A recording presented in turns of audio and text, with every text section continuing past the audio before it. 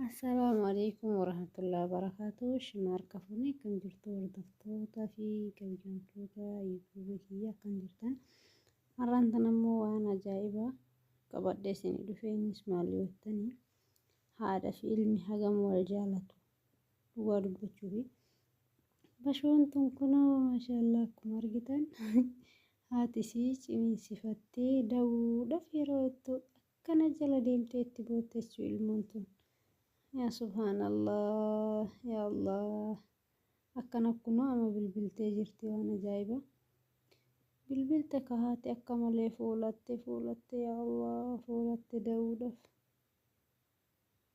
Bilbilte amma dhufe kafoo dhufanii waakimoonni dhufan jechuu manuma isaanii dhufanii kunoo akka argitan dhufanii dhiiban ka yaa Allah yaa Allah yaa Allah. Fuudhanii deemanii mana seensan kawanna makiinaa keessa jechuudha. Seensan kaa bootte kaa yaa Allah ciniinsurra jirti yaa subhaanallah. Miskiina amma kunoo gaciibsan mana hakiima fidanii garaa isirra dhidhiibanii ilmoon tun akkanumatti himmaan ganna ixee bootti immoo waan ajaa'ibaa irraa bootte ka ala teettee bootte amma. Bootte immaan kan ganna ixee sa'aatilleen kunoo asuma jira. Sa'aatii ilaalti jechuudha waan ajaa'ibaa. Amma kunoo haadha laalan kaa doktoroonni. Yaa Allah haadha akka malee ciniinsuun itti jabaatte laalan inuma laalan hindeessisan isa dafanii maa laalaa oolanii. Amma kunoo inuma laalan haga ammaan deenne jechuudha. Yoo laalanuu ilmaan lamatu garaa jira jechuu lakkulee jedhaman ilmaan lamaan kuni deette amma miskiina baga rabbi nagaan sii keeka.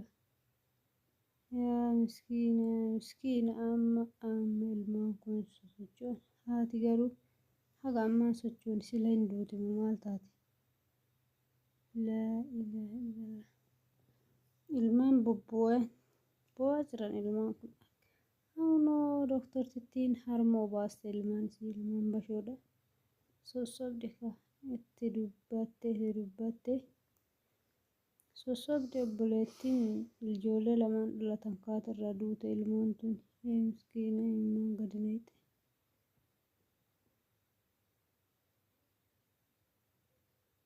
Yaa Allah yaa Allah yaa Allah. Akkuma argitan kana haati hin duute natti fakkaata. Haati duute boo'een ilmaan gadi naqan. Yaa gaduma viidiyoo wajjumaan ilaalaa hin duute moo hin dhibamti.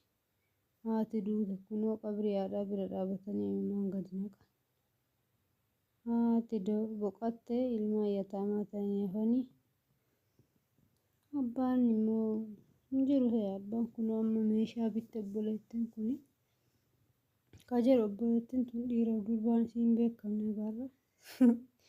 Kun akkuma argitan kan sossobde akka hin boonne aannan shafteef yaa ilaahi aannan lafatti fixxe waan ajaa'ibaa irra. Kun amma aannan kana shaftee harmoo jechuudha xuuxoo kennuuf heddii jechuudha. Yaa Allah jalaan gaffixxe maa yaa jamaa aannan gaffixxe. Rakkatte akka malee rakkoo keessa seentee jirti. Aannan obaafte. Kunoo ofillee asitti shorbaa godhataa jirti. Danfama kana dhuydillee hin gubna fakkaate. Waa imimmaan gadi naqe danfa gube moo haadha yaadatte. Dhugi danfama maal hin godhu yaadde. Dhuyde arraabatte waan addaati kunillee. Amma kunoo guguddatanii affaasaa itti goote ka. Biyya isaaniitti affaasan kunillee rakaaseera. Itti goote kunoo akkana ilmaan alaa roobnillee roobaa dhoqqeen tabirii. Yaa isiin immoo ilmaan garaa jala kaattee amma kunoo kushiinadha kun. Kushiina ajaa'ibaa kana qabdi immoo waan ajaa'ibaa. Maashina huccuu miicu tolfatte. Hin bitte moo hin tolchite. asumaanuu kan nyaatatti godhatanis filatama namni sadaqaa kennee moo isaa fuute birrii jamaa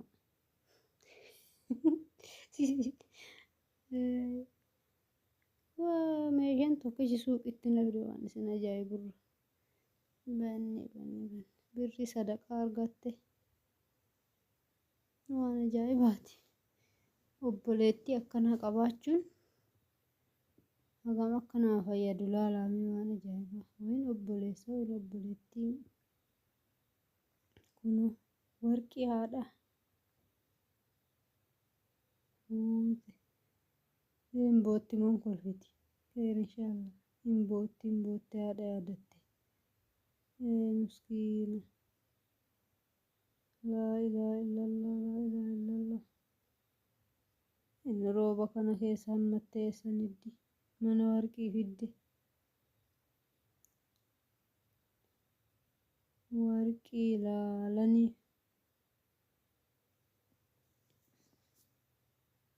ila birrii agabaatu argatanii birrii asabde warqii bituu heddii jechuudha. Birrii fi wanti ilmaanis waluma qixxee waan isin ajaa'ibu. Ajiib meeshaa bittee please subscribe godhaa asumaanuu hordoftoota kiyya. Viidiyoon kun dhugaa rabbii seenaa yeroo takka seenaa dhugaa fakkaata.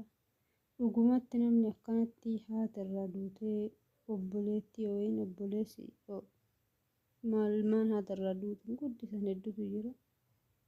Yoo namni jiruun duniyaa kun akkanuma yaani jiruun duniyaa kun dhalata kun hin du'a subhaanallah afaanitti qabattee dhufteen ka jidduma sanuu dhuftee bishaanuma kana keessa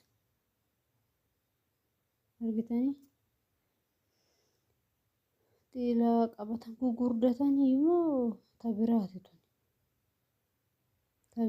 tun xiilaa qabattee deemti ilaalaa tun warra jiruun itti tolte.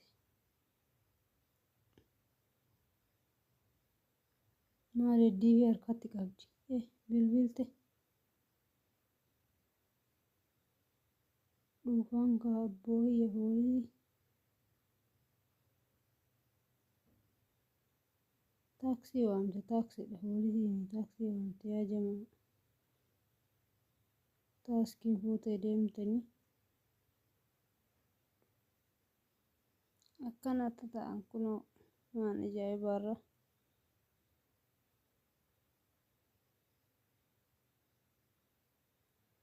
Nyaata ajaa'ibaa akkana hin jedhamne kunoo aannan ajaa'ibaa kana.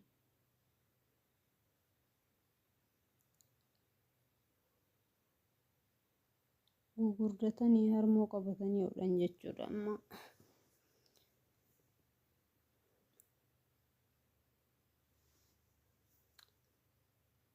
Gugurdatanii jiranii harmoodhanii taphatanii maal jedhanii kun immoo warri jiruun iftolee yaani isaan haadhaaf abbaa qaba waan ta'eef xilaa qabatan.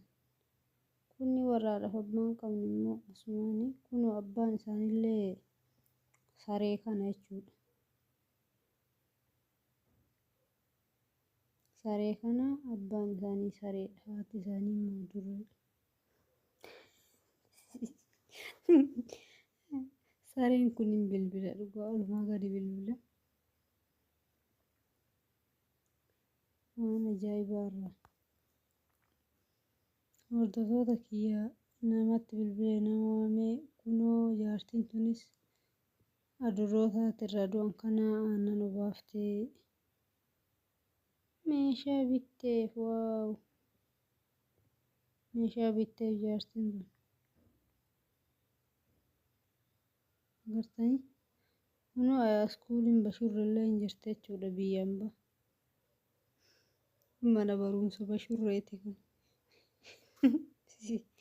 Manni barumsa bashurree kunoo akkanatti taphatanii eega tapha geessanii immoo leestiwaanii baratanii kun akkanatti barumsa isaanii barachaa jiran jechuudha.